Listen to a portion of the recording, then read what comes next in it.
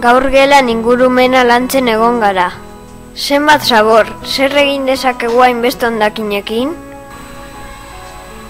Nik orain dela gutxi bideo bat ikusi nuen birziklatutako materialak zituen museo bati buruz. Nahi baduzue hemen dut gordeta. Goazen ikustera. Kaixo lagunak, gaur museo berri bat ikustera etorri gara. Birzikla museoa. Bertako zuzendariarekin egongo gara guztiaren berri emateko. Kaixo, arratsaldeon. Ongi etorri Birzikla museora. Zer da birzikla? Museo berezi bat da. Birziklatutako materialekin egindako artelanak topatuko ditugu bertan. Interesgarria, ikus dezakegu? Zatozten nirekin eta gure altxorrak erakutsiko dizkizuet. Estan honetan arropa eta bitxiak ditugu.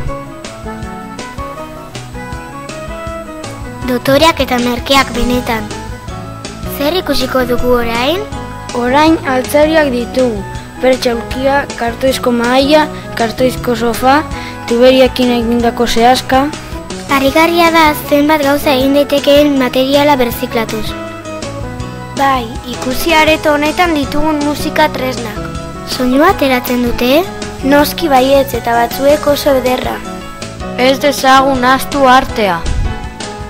Nondik lortzen duzue materiala?